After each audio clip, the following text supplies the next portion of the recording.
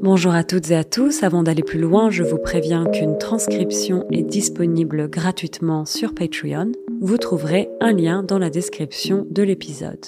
Et restez bien jusqu'à la fin, car à la fin, je ferai une version rapide de l'épisode. Aujourd'hui, on continue notre petite série sur Napoléon.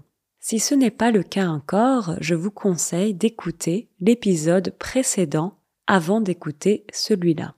Pour rappel, la semaine dernière, on a parlé de l'enfance de Napoléon en Corse. On a parlé de sa scolarité en France continentale, de ses influences politiques, de ses débuts en tant que général en chef de l'armée d'Italie, de sa campagne d'Égypte et de son coup d'État en France. Et comme on disait, après son coup d'État, Napoléon devient premier consul de France. Il réforme le pays, met en place des lycées pour les garçons, crée le Code civil et la Légion d'honneur. Et en 1804, Napoléon est sacré empereur des Français sous le nom de Napoléon Ier. C'est le début du Premier Empire. La cérémonie se déroule dans la célèbre cathédrale Notre-Dame de Paris avec la présence du pape. Et donc, l'empire de Napoléon est assez proche d'une monarchie. Il y a une cour impériale et une noblesse impériale. Les membres de la famille de Napoléon occupent également des positions privilégiées. En français, donc, on peut dire « occuper une position ». Les membres de la famille de Napoléon occupent également des positions privilégiées. Une partie de la population française considère alors que Napoléon est en contradiction avec les principes fondamentaux de la Révolution française. En plus de ça, la censure est très forte pendant l'empire de Napoléon. La censure, en anglais, c'est donc censorship, la censure. Il n'y a plus vraiment de liberté d'opinion. La presse, les livres et l'art sont régulièrement victimes de censure. De son côté, la bourgeoisie profite de cette période. Est-ce que vous comprenez c'est quoi la différence entre la noblesse et la bourgeoisie ? Entre les nobles et les bourgeois ou les bourgeoises. En fait, la bourgeoisie, c'est un rang social qu'on obtient grâce à un métier ou à une fortune. Mais la noblesse s'obtient par la naissance. C'est quoi la naissance ? La naissance, ça vient du verbe naître, to be born. La naissance, the birth. Mais la noblesse s'obtient par la naissance. La noblesse se transmet de génération en génération. Soit on a du sang noble, soit on n'en a pas. Soit c'est whether we have noble blood or we don't. Soit on a du sang noble, soit on n'en a pas. C'est aussi simple que ça. D'ailleurs, Napoléon venait d'une famille noble. Il avait du sang noble. Mais sa famille n'avait pas beaucoup d'argent. Donc ça montre bien qu'on pouvait être noble, mais avoir des difficultés financières. Et donc, l'empereur apporte son soutien à la bourgeoisie. Il soutient les industriels, les commerçants, les financiers, les négociants, etc. Et la politique de conquête de Napoléon favorise le commerce avec les autres pays. Parce que oui, très rapidement, après être devenu empereur des Français, Napoléon se lance à nouveau dans une politique de conquête. Se lancer dans quelque chose, c'est démarrer quelque chose. To get started with something. Se lancer dans quelque chose. Napoléon se lance à nouveau dans une politique de conquête. Pour continuer de transformer le pays, l'empereur a besoin d'argent. Et pour faire face aux ambitions sans limite de ce nouvel empereur, les autres pays européens décident de faire coalition. Plusieurs batailles opposent alors l'armée de Napoléon aux autres pays européens. En 1805, Napoléon perd la bataille de Trafalgar contre les Anglais. Perdre, c'est donc le contraire de gagner. Napoléon perd la bataille de Trafalgar contre les Anglais. Mais la même année, il gagne la bataille d'Ulm contre les Autrichiens et la bataille d'Austerlitz contre une alliance entre Russes et Autrichiens. Les Autrichiens, ce sont donc les habitants de l'Autriche. À la suite de ça, les pays européens continuent de renforcer leur coalition contre Napoléon. Est-ce que vous comprenez le verbe renforcer? Dans le verbe renforcer, il y a le mot la force. La force, c'est the strength. Donc renforcer, c'est quand on rajoute de la force. À la suite de ça, les pays européens continuent de renforcer leur coalition contre Napoléon. Mais en 1806, c'est à nouveau la France qui gagne la bataille à Iéna contre le royaume de Prusse. Et cette victoire est suivie d'une autre victoire contre les Russes à Friedland. Sur le plan politique et militaire, Napoléon enchaîne donc les victoires. Mais sur le plan romantique, les choses sont un peu plus compliquées. C'est quoi enchaîner? Pareil, dans le verbe enchaîner, on reconnaît le mot une chaîne. C'est quand on fait un après l'autre. Napoléon enchaîne donc les victoires. Ça veut dire qu'il fait une victoire après l'autre. Il a fait beaucoup de victoires. Et donc, sur le plan romantique, les choses sont un peu plus compliquées pour Napoléon. On remonte quelques années en arrière. Alors, je vais expliquer un petit peu parce que ça, c'est pas facile comme formulation. On remonte. Remonter, c'est to go back up. On remonte quelques années, a few years, en arrière, littéralement in the back. Donc en anglais, on pourrait dire we go back a few years. On remonte quelques années en arrière. En 1795, Napoléon rencontre Joséphine de Beauharnais. Joséphine est née en Martinique. La Martinique, c'est une île française située dans les Caraïbes. Et donc Joséphine est née en Martinique et elle arrive en France continentale après s'être mariée à un militaire français. Comme beaucoup d'autres Français, son mari est exécuté pendant la Révolution française. Il est exécuté à la guillotine. De son côté, Joséphine de Beauharnais est emprisonnée. Être emprisonnée, ça veut dire être mis en prison. Donc elle a été mise en prison, elle a été emprisonnée. Après quelques mois, elle sort de prison et c'est peu de temps après qu'elle rencontre Napoléon. À ce moment-là, Napoléon est déjà général, mais c'est un jeune homme pas très sûr de lui, avec un complexe d'infériorité. Ne pas être sûr de soi, ça veut dire qu'on n'a pas trop confiance en soi. Donc littéralement, he's not sure of himself, il n'est pas sûr de lui. 1 an après leur rencontre, Joséphine de Beauharnais et Napoléon se marient. Mais pendant toutes les années de leur mariage, ils sont souvent séparés physiquement, car Napoléon part régulièrement en campagne militaire. Et donc Napoléon et Joséphine s'écrivent des lettres. Dans ces lettres, Napoléon exprime de manière très explicite sa passion pour Joséphine. Il est très amoureux, mais également très possessif. Joséphine, elle, semble être plus détachée.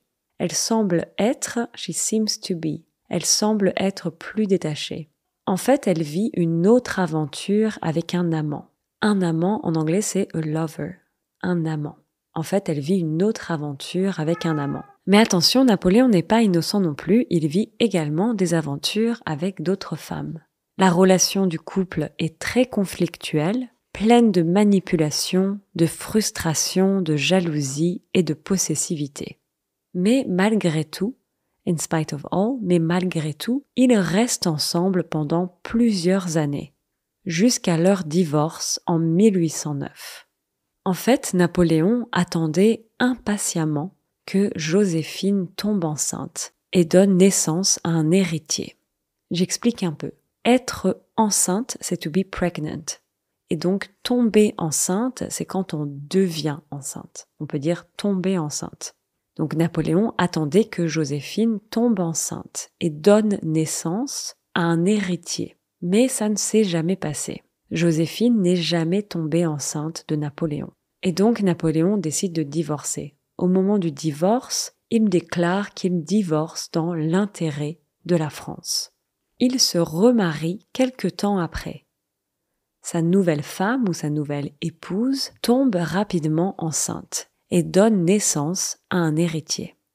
Mais malgré le divorce et son nouveau mariage, Napoléon reste très proche de Joséphine. Tous les deux continuent de s'écrire de nombreuses lettres et les derniers mots de Joséphine avant de mourir montrent clairement son attachement pour Napoléon. Bonaparte Elbe, roi de Rome. Et pareil pour les derniers mots de Napoléon. France, tête de l'armée, Joséphine. Voilà, j'espère que vous avez bien aimé ce 2e épisode sur Napoléon. La semaine prochaine, on termine notre série sur Napoléon avec un 3e et dernier épisode. On parlera des dernières batailles de Napoléon avant sa chute. Et tout de suite, la version rapide de l'épisode. Donc comme je disais, aujourd'hui on a continué notre petite série sur Napoléon. Et pour rappel, la semaine dernière, on a parlé de l'enfance de Napoléon en Corse, de sa scolarité en France continentale, de ses influences politiques, de ses débuts en tant que général en chef de l'armée d'Italie, de sa campagne d'Égypte et de son coup d'État en France. Et comme on disait, après son coup d'État, Napoléon devient premier consul de France. Il réforme le pays, met en place des lycées pour les garçons, crée le Code civil et la Légion d'honneur. Et en 1804, Napoléon est sacré empereur des Français sous le nom de Napoléon Ier. C'est le début du Premier Empire. La cérémonie se déroule dans la célèbre cathédrale Notre-Dame de Paris avec la présence du pape. Et donc l'empire de Napoléon est assez proche d'une monarchie. Il y a une cour impériale et une noblesse impériale. Les membres de la famille de Napoléon occupent également des positions privilégiées. Une partie de la population française considère alors que Napoléon est en contradiction avec les principes fondamentaux de la Révolution française, et en plus de ça, la censure est très forte pendant l'empire de Napoléon. Il n'y a plus vraiment de liberté d'opinion. La presse, les livres et l'art sont régulièrement victimes de censure. De son côté, la bourgeoisie profite de cette période. Est-ce que vous comprenez c'est quoi la différence entre la noblesse et la bourgeoisie? Entre les nobles et les bourgeois? En fait, la bourgeoisie, c'est un rang social qu'on obtient grâce à un métier ou à une fortune. Mais la noblesse s'obtient par la naissance. La noblesse se transmet de génération en génération. Soit on a du sang noble, soit on n'en a pas. C'est aussi simple que ça. D'ailleurs, Napoléon venait d'une famille noble. Il avait du sang noble. Mais sa famille n'avait pas beaucoup d'argent. Donc ça montre bien qu'on pouvait être noble, mais avoir des difficultés financières. Et donc l'empereur apporte son soutien à la bourgeoisie. Il soutient les industriels, les commerçants, les financiers, les négociants, etc. Et la politique de conquête de Napoléon favorise le commerce avec les autres pays. Parce que oui, très rapidement, après être devenu empereur des Français, Napoléon se lance à nouveau dans une politique de conquête. Pour continuer de transformer le pays, l'empereur a besoin d'argent. Et pour faire face aux ambitions sans limite de ce nouvel empereur, les autres pays européens décident de faire coalition. Donc plusieurs batailles opposent alors l'armée de Napoléon aux autres pays européens. En 1805, Napoléon perd la bataille de Trafalgar contre les Anglais. Mais la même année, il gagne la bataille d'Ulm contre les Autrichiens et la bataille d'Austerlitz contre une alliance entre Russes et Autrichiens. À la suite de ça, les pays européens continuent de renforcer leur coalition contre Napoléon. Mais en 1806, c'est à nouveau la France qui gagne la bataille à Iéna contre le royaume de Prusse. Cette victoire est suivie d'une autre victoire contre les Russes à Friedland. Donc sur le plan politique et militaire, Napoléon enchaîne les victoires, mais sur le plan romantique, les choses sont un peu plus compliquées. On remonte quelques années en arrière. En 1795, Napoléon rencontre Joséphine de Beauharnais. Joséphine est née en Martinique, une île française située dans les Caraïbes, et elle arrive en France continentale après s'être mariée à un militaire français. Comme beaucoup d'autres Français, son mari est exécuté pendant la Révolution française. Il est exécuté à la guillotine. De son côté, Joséphine de Beauharnais est emprisonnée. Après quelques mois, elle sort de prison, et c'est peu de temps après qu'elle rencontre Napoléon. À ce moment-là, Napoléon est déjà général, mais c'est un jeune homme pas très sûr de lui, avec un complexe d'infériorité. Mais quand même, 1 an après leur rencontre, Joséphine de Beauharnais et Napoléon se marient. Mais pendant toutes les années de leur mariage, ils sont souvent séparés, car Napoléon part régulièrement en campagne militaire. Et donc Napoléon et Joséphine s'écrivent des lettres. Dans ces lettres, Napoléon exprime de manière très explicite sa passion pour Joséphine. Il est très amoureux, mais également très possessif. Joséphine, elle, semble être plus détachée. En fait, elle vit une autre aventure avec un amant. Mais attention, Napoléon n'est pas innocent non plus, il vit également des aventures avec d'autres femmes. La relation du couple est très conflictuelle, pleine de manipulation, de frustration, de jalousie et de possessivité, mais malgré tout, ils restent ensemble pendant plusieurs années, jusqu'à leur divorce en 1809. En fait, Napoléon attendait impatiemment que Joséphine tombe enceinte et donne naissance à un héritier. Mais ça ne s'est jamais passé. Joséphine n'est jamais tombée enceinte de Napoléon. Et donc, Napoléon décide de divorcer.